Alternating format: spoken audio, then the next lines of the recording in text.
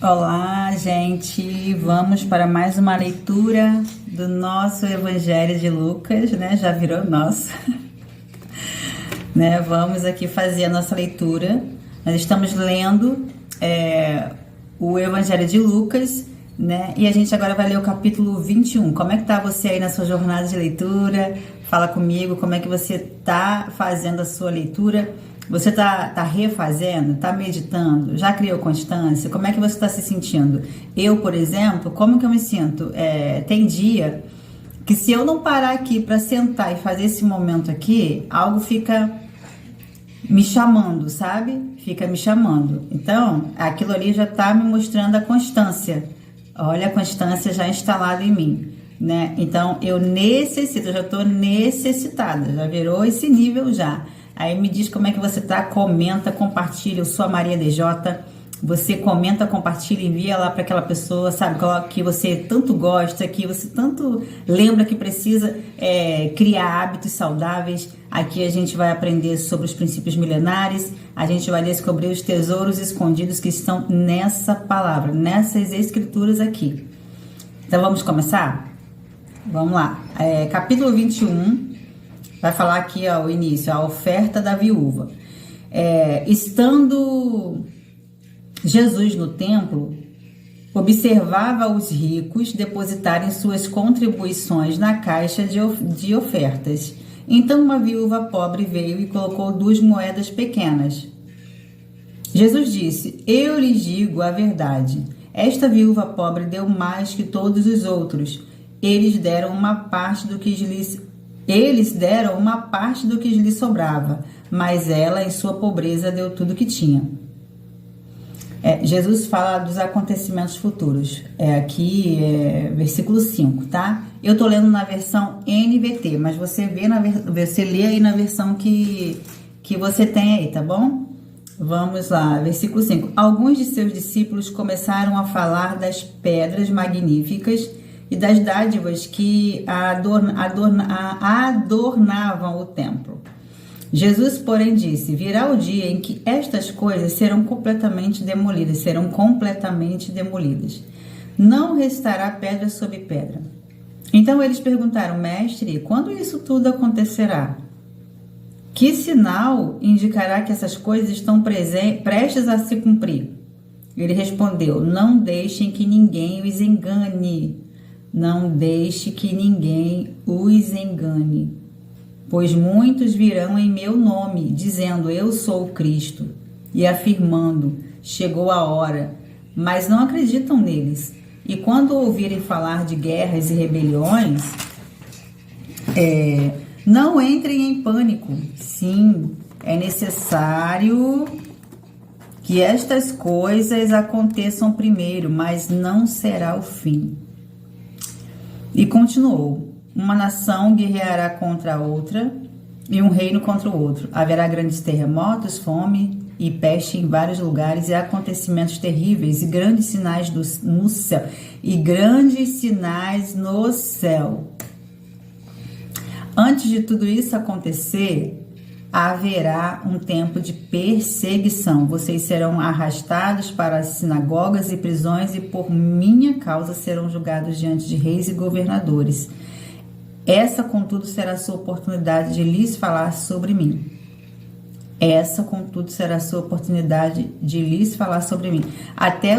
Agora eu vou comentar aqui, tá? Até esse tempo aqui da geração dos discípulos dessa época, né? Eles passaram por todas essas perseguições aqui, né? Essa palavra se cumpriu na vida deles, né? Eles foram perseguidos, foram julgados diante de governadores. A gente vai ver isso também na vida de Paulo. E também, mas eles ali tiveram uma oportunidade de falar de Jesus. Não sei se vocês estão percebendo, mas eu estou percebendo aqui como que Cristo, Jesus, é o mais importante do que tudo aquilo ali que a gente considera bom, né? A minha vida é boa, a minha história é boa, né? A minha vida é tão valiosa, mas aqui a gente começa a perceber que tem algo, aqui tem alguns códigos. Vocês estão notando? Vocês estão notando sobre ele falando sobre a oportunidade de lhes falar sobre mim? Porque aí a gente, né, pensa, porque ele é o caminho, né? E a gente não leu aqui ainda, mas você vai ler depois, né, em João. Ele é o caminho, a verdade e a vida. Ele é o caminho, a verdade e a vida. Então, aqui há um código aqui, uma oportunidade aqui, um tesouro aqui, que às vezes pode não, às vezes não, tá oculto a muitas pessoas, né? Mesmo naquela geração já estava oculta e continua oculta a muita gente nos dias atuais. Mais uma vez, aí a gente vai continuar, vamos repetir o versículo 13, tá? Essa, contudo, será a sua oportunidade de lhes falar sobre mim. Mais uma vez lhes digo que não se preocupem com o modo como responderão às acusações contra vocês. Eles iriam ser presos, né?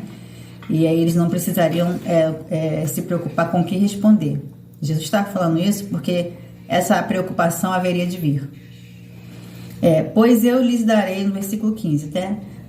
Pois eu lhes darei as palavras certas e tanta sabedoria que seus adversários não serão capazes de responder nem contradizer. Até mesmo seus pais, irmãos, parentes e irmãos os trairão. Olha isso. E até matarão alguns de vocês. Todos os odiarão por minha causa, mas nem um fio de cabelo de sua cabeça se perderá. É pela perseverança que obterão a vida. É pela perseverança que obterão a vida. É pela perseverança que obterão a vida. Ou seja, a vida não está limitada a só isso aqui. A vida não está limitada só a isso aqui. E quando virem Jerusalém cercada de exércitos, saberão que chegou a hora de sua destruição. Então, quem estiver na Judéia, olha só, já deu, ele perguntou quais são os sinais, né? E Jesus começou a dar os sinais aqui, ó. Quando virem Jerusalém cercada de exércitos, saberão que chegou a hora de sua destruição. Então, quem estiver na Judéia, fuja para os montes. Quem estiver na cidade, saia. E quem estiver no campo, não volte para a cidade, pois aqueles serão os dias da vingança e as palavras proféticas das Escrituras se cumprirão. Ai, cadê aqui meu lápisinho, meu marcador? Sobre palavra profética, né? Eu quero marcar isso aqui, eu vou marcar daqui a pouquinho, eu esqueci de trazer ali. Versículo 22, pois aqueles serão os dias da vingança e as palavras proféticas das Escrituras. As palavras proféticas das Escrituras. Aqui tem a palavra profética. Se cumprirão. Que dias terríveis serão aqueles para as grávidas e para as mães que estiverem amamentando, pois haverá calamidade na terra e grande ira contra este povo. Serão mortos pela espada ou levados como prisioneiros para todas as nações do mundo, e Jerusalém será pisoteada pelos gentios até que o tempo deles chegue ao fim, né? Isso aqui já era, Jesus estava falando de algo que estava por vir para Jerusalém, né? E aqui, agora, essa palavra que eu acabei de destacar aqui do versículo 22, ela é atemporal, sobre a palavra profética das Escrituras, né? Tudo que está aqui, a maior profecia, as profecias, na verdade, elas estão registradas aqui, né? Então, não precisa você se preocupar em ir ali ou aqui, tá? Não precisa, porque as Escrituras já têm as palavras proféticas. Versículo 25. Haverá sinais no sol, na lua e nas estrelas e na terra. As nações ficarão angustiadas, perplexas com o rugir dos mares e a agitação das ondas. As pessoas ficarão aterrorizadas diante do que estará prestes a acontecer na terra, pois os poderes dos céus serão abalados. Os poderes dos céus. Então todos verão o Filho do Homem vindo numa nuvem com poder e grande glória. Então, gente, essa palavra aqui sobre o poder, sobre essa palavra aqui que Jesus está comentando, está falando sobre o tempo vindouro, ela ainda não se cumpriu, porque está falando aqui, ó, então todos verão o Filho do Homem vindo numa nuvem com poder e grande glória. Ele ainda não veio, né? Ele subiu, mas ainda ele não veio na nuvem grande glória. Essa promessa ainda irá se cumprir, né? Não sabemos se na nossa geração ou na vindoura, mas porque ele já subiu, nós sabemos que ele subiu, né? A gente vai ler mais na frente, quando a gente for ler os outros capítulos que estão correlacionados com isso aqui. Mas essa palavra que ainda vai se cumprir, né? Porque a gente aguarda esse Filho do Homem que é Jesus, porque ele prometeu, ele subiu, quando subiu ele prometeu que viria. Então, versículo 27, tá? Então todos verão o Filho do Homem vindo numa nuvem com poder e grande glória. Portanto, quando todas essas coisas começarem a acontecer, levantem-se e ergam a cabeça, pois a sua salvação está próxima. Ou seja, quando todos esses sinais começarem a acontecer, não é momento para se desesperar, é momento de levantar a cabeça, né? Pois a sua salvação está próxima. Salvação, né, gente, é algo bom. E quando se fala de salvação, se fala de algo que está acontecendo que é ruim e você está precisando ser salvo. Tem alguma coisa ruim acontecendo? Uma coisa que eu notei quando eu leio aqui a palavra é que toda vez que Deus menciona algo, Jesus, o Senhor, dependendo do livro que a gente está lendo, se for no Antigo Testamento, a gente fala o Senhor falando. Se for aqui, como a gente está lendo em Lucas, é Jesus falando, né? Aqui no caso é Jesus falando, né? A gente sempre nota que ele dá uma deixa, né? Você vê que ele dá uma deixa. Quando ele fala assim, ó, levantem-se e ergam a cabeça, pois a sua salvação está próxima. Se a salvação está próxima, que já tem um cenário caótico já acontecendo, né? Então, quando fala de salvação, a gente lembra do que é o oposto, o cenário caótico, uma vida caótica. Então, aqui ele está dizendo, a salvação está próxima, não desanime, não olhe para a direita nem à esquerda, não desista. A salvação está próxima, levanta a cabeça, né? É isso que ele está dizendo. Em seguida, deu-lhes esta ilustração. Observem a figueira e todas as outras árvores. Quando as folhas aparecem, vocês sabem reconhecer por conta própria que o verão está próximo. Da mesma forma, quando virem todas essas coisas acontecerem, saberão que o reino de Deus está próximo. Ah, Jesus. Eu lhes digo a verdade, esta geração não passará até que todas essas coisas tenham acontecido. Agora, isso aqui dá pra gente pensar depois um pouco mais, né? Eu vou meditar sobre isso daqui, né? Versículo 32. Eu lhes digo a verdade, esta geração não passará até que todas essas coisas tenham acontecido. Porque aqui a pergunta fica, né? Esta geração, quando ele fala esta geração, é aquela geração dele, né? Mas a gente não vai se ater a isso aqui não, vamos continuar nossa leitura. Esse tipo de coisa, eu tô mostrando isso aqui pra você, eu tô gravando isso, deixando isso aberto para mostrar para você que esse tipo de pergunta acontece. E elas devem acontecer mesmo, né? Porque não é normal no sentido de quem está buscando tesouros escondidos, códigos para prosperar na vida, porque aqui tem princípios milenares, né? Tem coisas espirituais, tem salvação, vou dizer assim, né? Coisas que você precisa para te salvar de algo que está te aprisionando, tem aqui.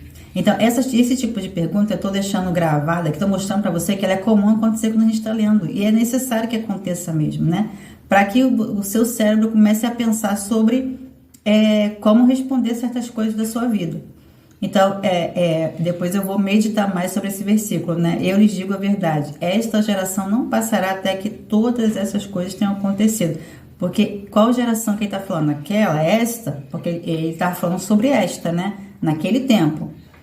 Ou ele está falando de uma geração da época do cumprimento dessa palavra, né? Do tempo vindouro. Que geração que ele está falando? Não vou deixar aqui, não vamos nos ater nisso agora, porque o nosso objetivo é continuar a leitura. E depois a gente vai destrinchando, porque a gente vai voltar várias vezes na leitura. A gente está criando aqui um relacionamento de intimidade com a palavra, de leitura com a palavra, e depois a gente vai, com certeza, voltar nesse tipo de texto e destrinchar esse tipo de questões, tá bom? Vamos lá. Versículo 32, né? Mas acontecido. 33 agora. O céu e a terra desaparecerão, mas as minhas palavras jamais desaparecerão. Tenham cuidado, não deixem seu coração se entorpecer com farras e bebedeiras, nem com as preocupações desta vida. Não deixem que esse dia os pegue desprevenidos, como uma armadilha. Olha, gente, isso aqui é um conselho milenar. Isso aqui é um princípio milenar, um conselho de sabedoria divina para a sua vida aí cotidiana, para a nossa vida cotidiana. Pensa bem, essas bebedeiras, essas preocupações acontecem no dia de hoje? Então, isso aqui serve para nossos dias também. Não deixem que esse dia os pegue desprevenidos como uma armadilha, pois esse dia virá sobre todos que vivem na terra. Sobre todos que vivem na... Olha só, já está começando a esclarecer, não tá? Está começando a clarear. Sobre todos que vivem na terra. E estejam sempre atentos e orem para serem considerados dignos de escapar dos horrores que sucederão e de estar em pé na presença do Filho do Homem. Ah, meu Deus. Vamos lá aqui no versículo 37. Jesus ensina diariamente. Todos os dias Jesus ia ao templo ensinar. E à tarde voltava para passar a noite no Monte das Oliveiras. Pela manhã o povo se... Aqui mostrando um pouco da rotina de Jesus, né? Pela manhã o povo se reunia bem cedo no templo para ouvi-lo falar. Olha que povo privilegiado, né? E aqui acaba o capítulo 21. Depois a gente vai ler o capítulo 22, tá bom? Me diz o que você tá achando, comenta aqui, compartilha e faça a sua leitura meditativa, né? Sempre anota as suas questões, aquilo que você começa a se perguntar para o texto, perguntar para o próprio Espírito Santo, né? Se você assim crê. E assim a gente vai para a próxima leitura do capítulo 22 na próxima leitura. Tá bom? Eu te aguardo e ótimo dia para você. Deus te abençoe.